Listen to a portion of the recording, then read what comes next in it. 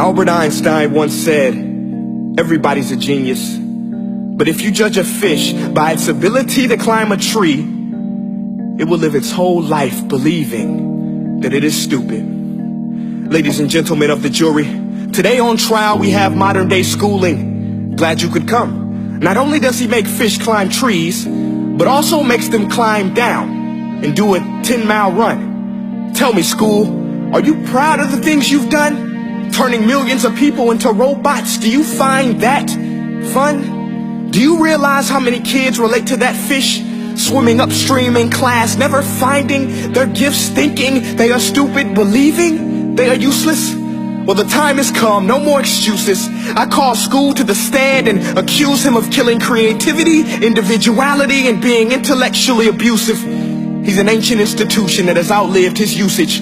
So, Your Honor, this concludes my opening statement, and if I may present the evidence of my case, I will prove it. Proceed. Exhibit A. Here's a modern-day phone. Recognize it? Here's a phone from 150 years ago. Big difference, right? Stay with me. Here's a car from today, and here's a car from 150 years ago. Big difference, right? Well, get this. Here's a classroom of today, and here's a class we used 150 years ago. Now, ain't that a shame? In literally more than a century, nothing has changed. Yet you claim to prepare students for the future?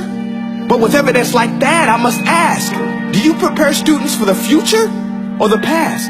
I did a background check on you and let the record show that you were made to train people to work in factories, which explains why you put students in straight rows, nice and neat, tell them sit still, raise your hand if you want to speak, give them a short break to eat, and for 8 hours a day tell them what to think.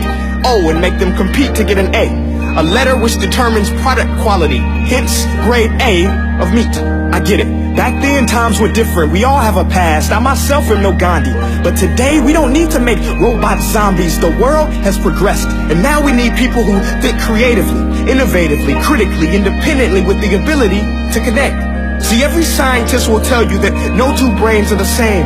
And every parent with 2 or more children will confirm that claim.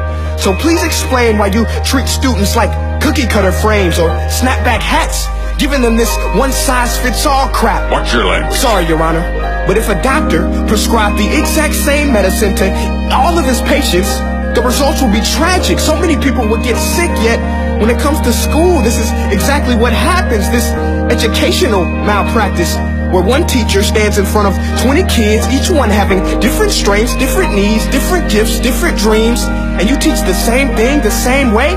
That's horrific. Ladies and gentlemen, the defendant should not be acquitted. This may be one of the worst criminal offenses ever to be committed. And let's mention the way you treat your employees. Objection. Overruled. I want to hear this. It's a shame. I mean, teachers have the most important job on the planet, yet they're underpaid? No wonder so many students are short-changed. Let's be honest. Teachers should earn just as much as doctors, because a doctor can do heart surgery and save the life of a kid. But a great teacher can reach the heart of that kid and allow him to truly live. See, teachers are heroes that often get blamed, but they're not the problem. They work in a system without many options or rights. Curriculums are created by policymakers, most of which have never taught a day in their life.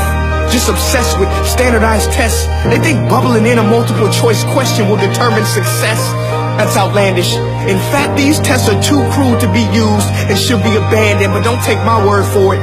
Take Frederick J. Kelly, the man who invented standardized testing, who said, and I quote, "These tests are too cruel to be used and should be abandoned." Ladies and gentlemen of the jury, if we continue down this road, the results will be lethal. I don't have much faith in school, but I do have faith in people. And if we can customize healthcare, cars, and Facebook pages, then it is our duty to do the same for education, to upgrade and change and do away with school spirit, because that's useless. Unless we're working to bring the spirit out of each and every student, that should be our task. No more Common Core. Instead, let's reach the core of every heart in every class. Sure, math is important, but no more than art or dance. Let's give every gift an equal chance. I know this sounds like a dream, but countries like Finland are doing impressive things. They have shorter school days. Teachers make a decent wage. Homework is non-existent, and they focus on collaboration instead of competition. But here's the kicker, boys and girls. Their educational system outperforms every other country in the world. Other places like Singapore are succeeding rapidly. Schools like Montessori, programs like Khan Academy. There is no single solution, but let's get moving. Because while students may be 20% of our population, they are 100% of our future. So let's attend to their dreams, and there's no telling what we can achieve. This is a world in which I believe, a world where fish are no longer forced to climb trees. I'll rest my case.